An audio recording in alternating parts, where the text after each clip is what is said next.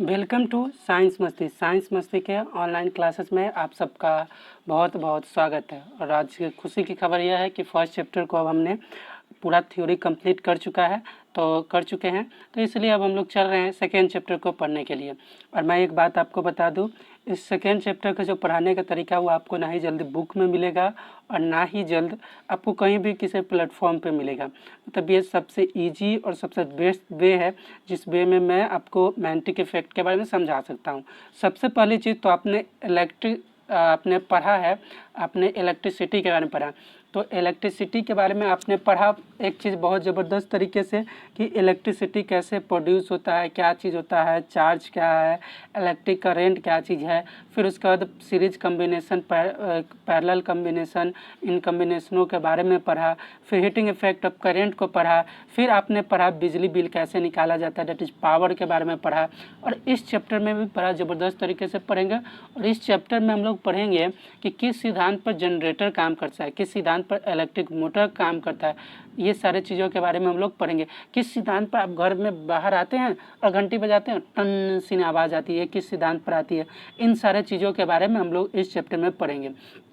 तो सबसे पहले चीज़ है कि सर ये आप पढ़ा रहे हैं मैग्नेटिक इफेक्ट और इलेक्ट्रिसिटी के बारे में क्यों चर्चा कर रहे हैं। तो यही जो टेंशन था 1820 से पहले सबके साथ था। सब समझते हैं कि मैग्नेटिक इफेक्ट एक अलग कारण है और इलेक्ट्रिसिटी एक अलग कारण है, पर ऐसा कुछ नहीं चीज़ था। मैग्नेटिक इफेक्ट बहुत हद तक इलेक्ट्रिसिटी से जुड़ा हुआ था और इसके बारे में हेंस ऑर्स्टेड ने बताया। हेंस ऑर्स्टेड एक बड़ा ही कह सकते हैं ना कि करना कुछ और चाहते थे, हो गया कुछ और। जैसे हम लोग के जीवन में भी होता है कि करना कुछ और चाहते हैं, हो जाता है कुछ और। पढ़ना तो चाहते हैं, मोबाइल तो लेते हैं पढ़ने के लिए, पर करने लगते हैं कुछ और। तो उसी प्रकार इसमें भी उनके साथ भी हुआ। उन्होंने क्या किया कि एक कंडक्टर से होकर इलेक्ट्रिसिटी को पास कराया और उसके सामने मैग्नेटिक कंपास को रखा वैसे ही मन के लिए। अब देख रहा मैग्नेटिक कंपास हिलने डुलने लगा, तो अरे मैग्नेटिक कंपास क्यों हिल डुल रहा है, रखे तो इसके पास में है, इलेक्ट्रिक कंडक्टर के पास में। इसका मतलब कि जिससे होकर इलेक्ट्रिक करंट पास करेगा वो अपने चारों ओर मैग्नेटिक फील्ड का निर्माण करता है, जिसमें कोई भी मैग्नेटिक पार्टिकल जाए तो उसको वो अट्रैक्ट करेगा। ओहो, ये चीज़ था। उन्होंने इसके बाद ये दिमाग लगा लिया कि अरे इसका मतलब है कि अगर इलेक्ट्रिक करंट द्वारा अगर किसी इलेक्ट्रिक कंडक्टर से होकर इलेक्ट्रिक करंट फ्लो कर रहा है तो इसके मतलब उसके चारों ओर मैग्नेटिक फील्ड प्रोड्यूस होगा, मैग्नेटिक फोर्स प्रोड्यूस होगा।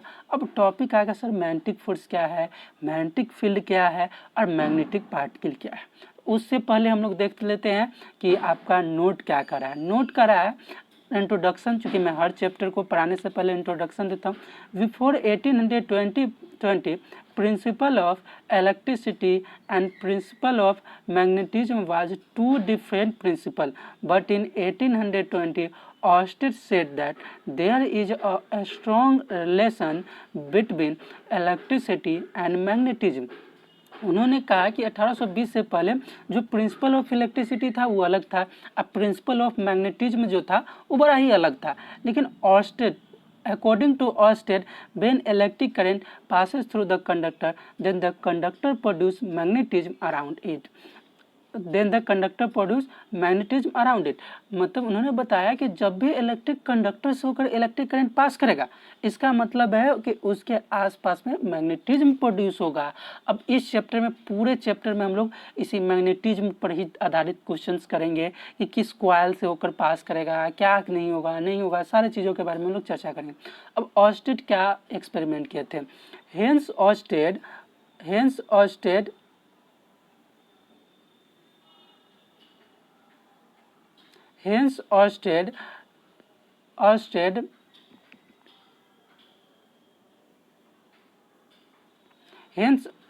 Christian Oersted one of the leading scientist, leading का मतलब था जो सबसे बढ़िया, मतलब सबसे आगे था, ऑफ द 19th सेंचुरी, 19वीं शताब्दी के, played a crucial role in understanding electromagnetism. किस चीज़ को अंडरस्टैंडिंग कराने में क्रूशियल रोल अदा किए, तो वो था इलेक्ट्रोमैग्नेटिज्म को। इन 1820 ही एक्सीडेंटली का मतलब कि कैसे भी, मतलब सोच रहे थे कुछ और करना, हो गया कुछ और। Accidentally discovered that a compass needle get deflected when an electric current passes through a metallic wire placed nearby। उन्होंने देखा कि जब एक कंपास नीडल डिफ्लेक्टेड हो रहा था, जब इलेक्ट्रिक करंट पासेज हो रहा था एक मेटालिक वायर से, मतलब एक वायर है उससे जब इलेक्ट्रिक करंट पास हो रहा था, तो उन्होंने देखा कि उसमें क्या हो रहा था, उसमें हो रहा था आपको मेटालिक वायर, उसमें मैग्नेटिक कंपास जो था वो डिफ्लेक्शन ला रहा था। तो मैग्नेटिक कंपास क्या ला रहा था, डिफ्लेक्शन ला रहा था। Through this observation Oersted show that electricity and magnetism were related phenomena. और इससे उन्होंने जाना कि इलेक्ट्रिसिटी और मैग्नेटिज्म जो है दोनों क्या है, रिलेटेड फेनोमेना है। Before 600 BC a Greek philosopher Thales observe that, अब चलो एक थेल्स नाम के थे, some stone of iron which attract magnetic particle and chemically absorbed of magnet ions. This ore is firstly found in the place of magnesia। आपको पता है गवरिया वाला मैग्नेशिया में था, जिसके नाम पर ही उसका नाम थी, जो भी पार्टिकल लोहा के आयरन पार्टिकल को अट्रैक्ट करता था उसका नाम मैग्नेट पड़ा।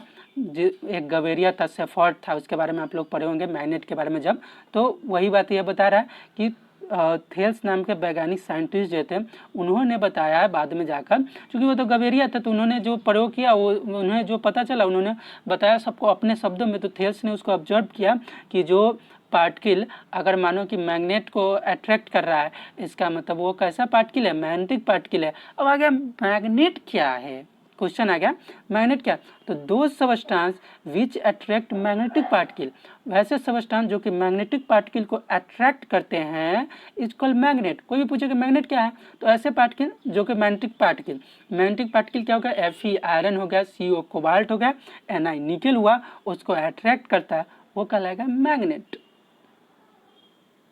अब आता है वायर मैग्नेट क्या है। अच्छा एक चीज़ समझो कि कुछ भी चीज़ है, जैसे आज मैं तुम लोग को पढ़ा रहा हूँ और मानो कि तुम लोग को वीडियो अच्छा लगे, धीरे धीरे बहुत सारे आदमी आते जाए, बहुत सारे आदमी जुड़ते जाए, और ऐसे कंडीशन में क्या होगा कि मैं इसको हो सकता है कमर्शियल व्यू से बना दूं कि हाँ इतने पेड कोर्स जैसे बहुत सारे चैनलों पे चलता है। अब देखिएगा एक वीडियो आपको अच्छे तरीके से पढ़ाया जाएगा, उसके बाद आपके लिए वो कमर्शियल व्यू से वीडियोज बनाए होते हैं, जिस वीडियो को आपको बहुत अच्छे तरीके से पढ़ाएंगे, उसके बाद बाकी जो वीडियोज होगा उसमें आपको कुछ खास नहीं मिलेगा।